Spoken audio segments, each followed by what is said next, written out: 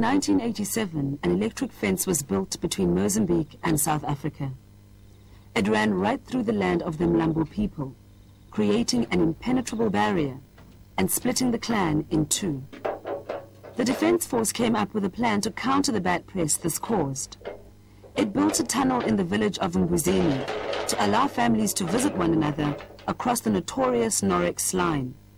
At the end of last year, after much bureaucratic bungling, the tunnel was closed. Like we are standing here, that side is called Swaziland. As you see this boundary, it's Swaziland that side, and it's the Republic this side, it's Mozambique that side, you see. But the whole area was just divided, you know, into three parts, dividing, you know, people of a clan.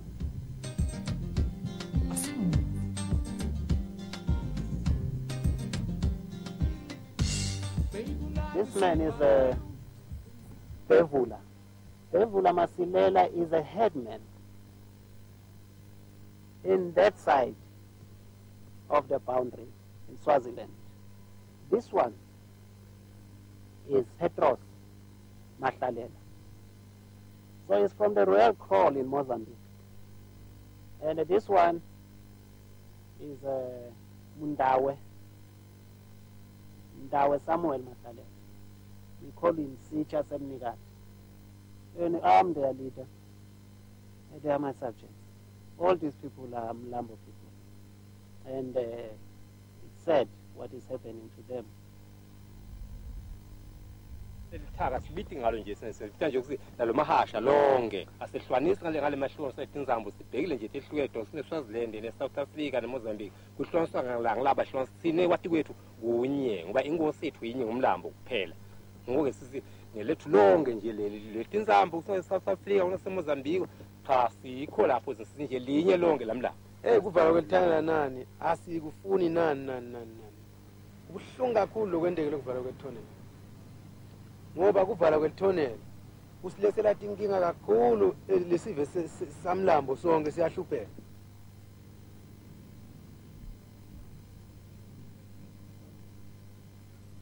Before the Mbuzini tunnel was opened in 1987, there was a series of negotiations between the South African Defence Force, the Mozambican police, and the Mlambo people. There were meetings that took place like that, but I can remember the last meeting that took place where the official authority was given for the gate to open. General Malan, the then Minister of Defence, came down and he flew with a helicopter to the border, and we, the Defence Force officials, had to pitch tents, and a meeting was set up on the border itself. And the official go-ahead was given that morning. Kungako ukuthi lethonela lele ngale ngeSouth Africa nawuyema kwakho lifakwe ngaleyo ndlela ukuthi bantu bonke abathophuma ethoneleni bangathinta ifence ngoba nabathinta ifence batali wathi ngilogesi wase wathola ithona sisiphume khona. The whole thing was to seek an African solution for an African problem. The communities living on either side of the border didn't have regard for a first world passport control system. And we thought that if we had a more relaxed system, that people could move at random to and fro, but still have a form of control. That was the solution we were looking for. Even taking into account that at the time, our relationship with Mozambique, although there was liaison, it was not very relaxed at that point in time. But the solution that was accepted went to show that they also saw that it was necessary to have a point where people could cross.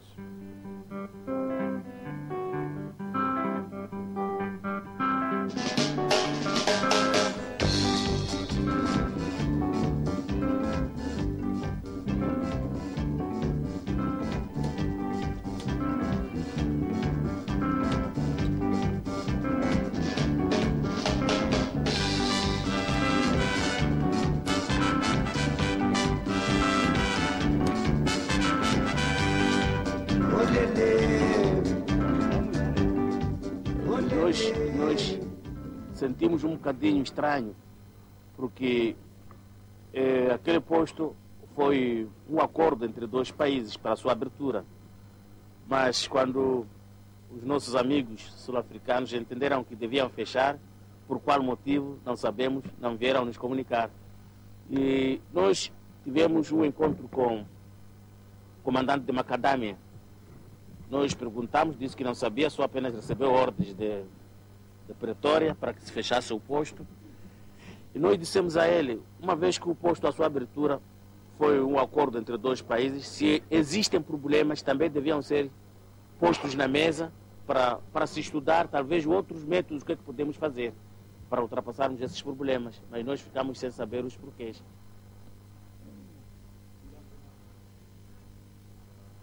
The beginning of this year, through my operational channel, I was instructed to close the tunnel because I don't have the mandate to run the tunnel. And then I closed it. The closure of the tunnel brought the military, myself, into a bad light because the people from Mbuzini said, but we had this for many years, we had it in the previous dispensation, why do you come now with a democratized country and now you all of a sudden close it? Mina ke ngokubuka kwami ngibona silohulumende lo sinaye so sibandlula kakhulu kunahulumende lobeka khona.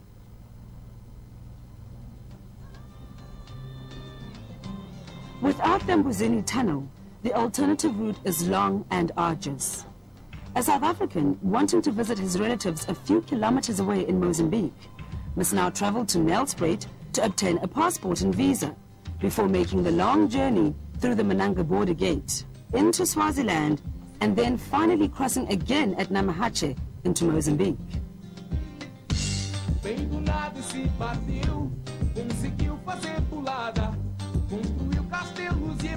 Any Mozambican Mlambo wanting to visit his king must first travel to Maputo, where a South African visa will cost him 300 rand.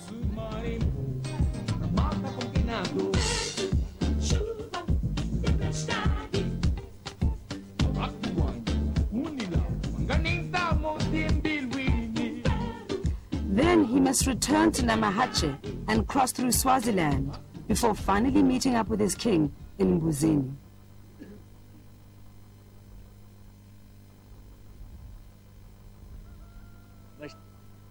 Arranjar 300 randes e ir comprar visa no Maputo para ir a 5 metros, a 10 metros. Isso não é possível. Isso obriga que as pessoas violem. E assim, as pessoas podem usar essa capa que vai para lá, como não tem controle, levar outras coisas.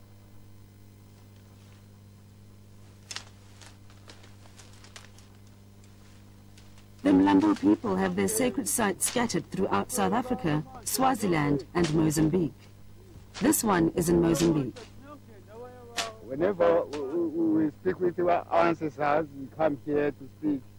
Coming from South Africa and Swaziland, the peoples of the Royal Crown, and meeting us here, they come to speak with our ancestors.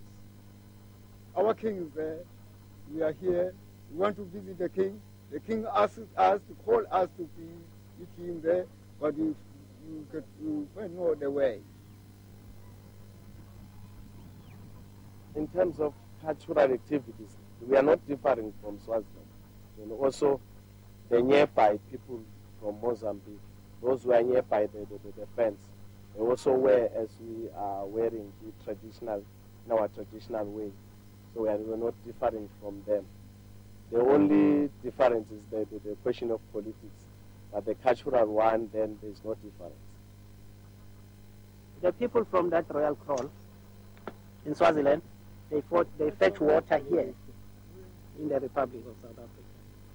Yeah, and there is no alternative, no one.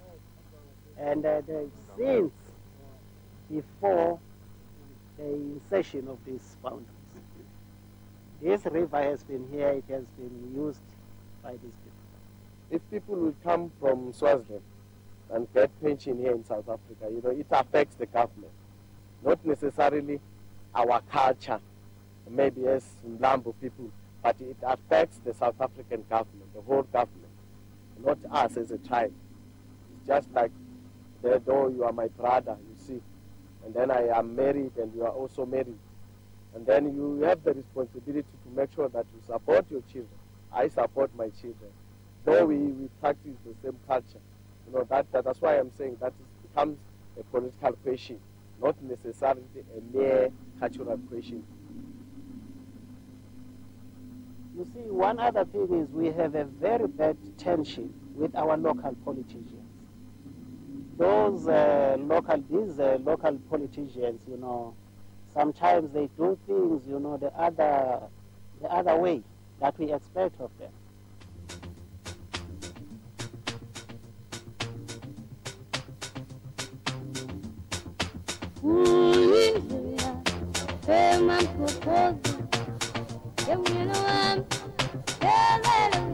It is pension day in Mbuzini. Very few villagers have jobs, and this is the only source of income for many people here. At least they receive pensions. In Mozambique and Swaziland, the elderly do not receive any money at all. For them, this market is their only source of income.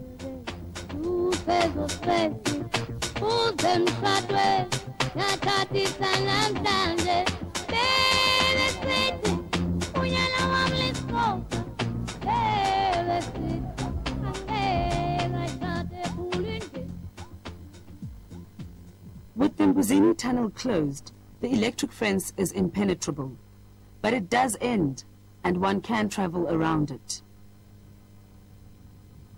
The fence dividing South Africa and Swaziland is small and easy to cross, but it is illegal, and one must risk being robbed or caught by the soldiers who patrol it.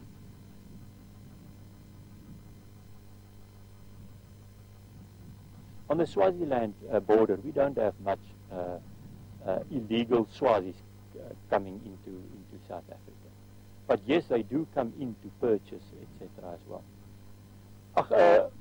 To look after that is, I don't have the manpower, and it is difficult to catch a person because it's family. He comes in and he buys something on the market and he goes back.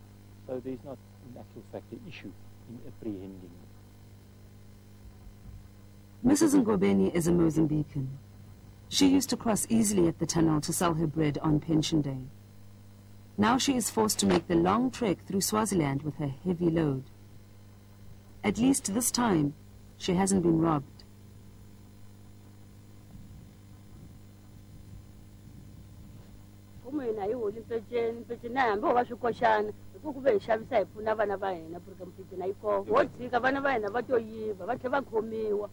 Mara uyakwazi waswetiva swaku nawo watikolera kulabeka kuba na visa na swi tiva manje kuma ku ve ku ku xasa power malavi a wu yi kumi ku ve a power ra rand u nga yi kumi loko ni famba ni xasa hi moment ni gama ni timukela ni ya xava mpfupu va dya vatsongwana.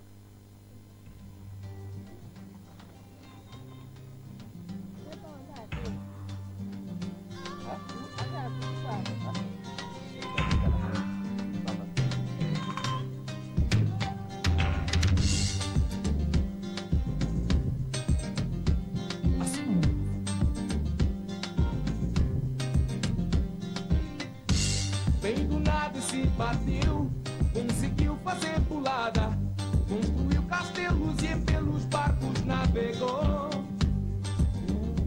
Later that day, we passed Mrs. Ngobeni on our way back to the market. She had been arrested by the South African soldiers.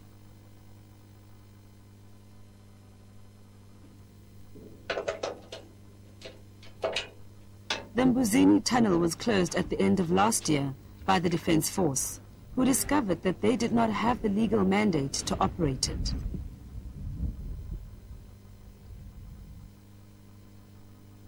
According to South African law, the function of operating a border post falls under Home Affairs. We tend to blame one another. This one is doing that one is doing that. And eventually the South African Defence Force said, this is not our responsibility. Will, as Home Affairs, take over the responsibilities? Then we said, we don't have the infrastructure. And they said, also, it's not our responsibility, and we don't have the infrastructure. And what could be the solution? So the solution was that it be closed down. If they open the tunnel and they tell me, listen here, you must look after the tunnel, you've got the mandate and it comes through my channels, I think it's easy to look after the tunnel. Because you only use 2 people at the shift. The reason why the South African Defence Force also closed down that was due to the reduction of their personnel, that they don't have enough personnel to run that tunnel. I've never heard them say we are closing because people are smuggling arms, people are smuggling drugs, people are doing this and this. I've never heard them say that. And there was a complaint that there are people that are bringing in goods or taking goods into Mozambique. There was a concern from one of our stakeholders. To say that the Mbuzini tunnel was used as the main smuggle route, I don't think that is very true. Out of an objective point of view, you can smuggle through Swaziland much easier. The chief of the area was also approached to inform him that, look, due to the problems that we encounter with the infrastructure, with the abuse, we intend now closing down the informal crossing. But instead of simplifying the job of policing the borders, the closure of the Mbuzini tunnel has only made it more difficult. The problem when we close the tunnel is that the people made use of the Swaziland border and they crossed the fence illegally. Because we never had crosses at the bottom part of the fence, people coming into the country. And on a daily basis, we catch illegal immigrants. On a daily basis. If you catch them, you ask them, what are you coming to do here? Normally, it's an answer of, we're coming in for work. That's a popular answer. She came from the other side to look for the nearest hospital because she says she's sick. She came over the other side with her brother, but the brother's got all the necessary papers. She hasn't got.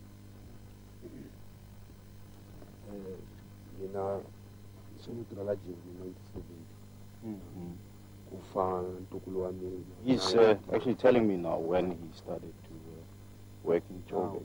So it's 1976. He requested, I think there was a death in his family or something.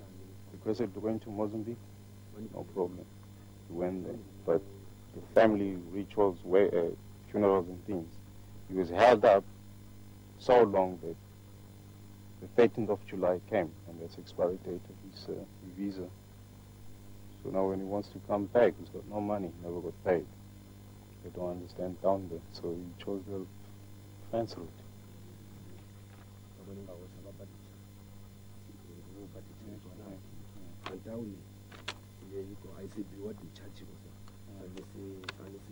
My personal opinion, that's difficult. But if you listen to the stories that these people tell you, you would be tempted to let them stay. But government requires us to support them.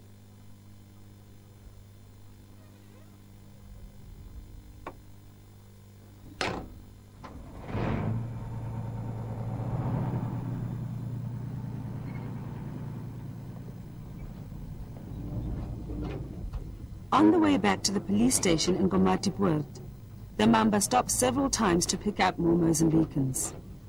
They have also been caught crossing the fence.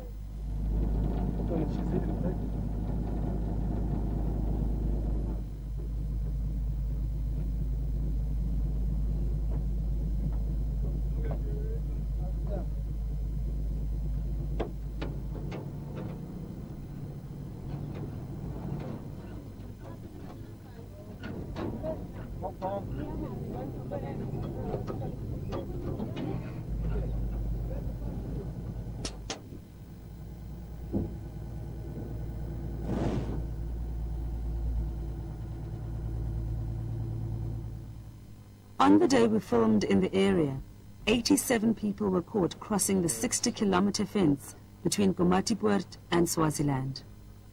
This is only a fraction of the total number of people who crossed into South Africa that day. The next day, 1,020 people were repatriated to Mozambique. It's it's impossible. To stop people, you must really have the manpower and the resources. Even with the Berlin Wall, it was impossible to stop people. And we don't have a hundredth of what they have done there. So if you look at solutions on a border area or with illegal, then the solution is not in my hands with military forces. It is a question of socio-economic development.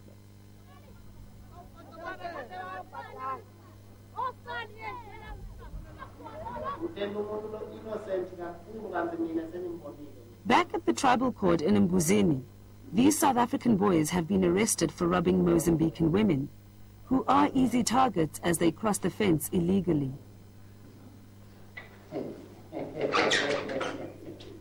The king asks one of them how he could tell who is Mozambican. He says, it is the walk. It goes with your experience, in fact. It's not that maybe Mozambicans have got a particular way of walking, but the way a person walks, you know, if you look at him, then you say, this one is not a South African. The black troops, let's call it their sixth sense. They know and they sense that this person is not from Mozambique. You can obviously tell Mozambican features. It's white skin, hungry looking. Maybe to you, as a person that's not working with these different nations, it will be difficult for you to detect. The mark here, then it becomes easier for one to identify whether you are from South Africa or from Mozambique by this mark. It's on the arm here. Normally with us in the old days, it was on the shoulder. Yeah, well, it depends on their historical backgrounds individually. You can have those that have both. You can have those that have one. You can have those that was born in his mother's family at home, not in a clinic, you see. And then that person might not be having any mark, you see. I mean, it's a question of understanding one's background.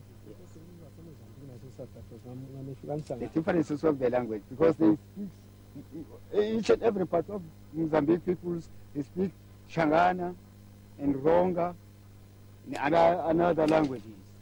Because the boundary, that's why says it, that's Mozambican. But it's not Mozambican, it's Swazi under the Mahashara. It's really bad when you have people, you know, who used to be one and who are one in heart and blood. They are made to be divided, you know, by this practice.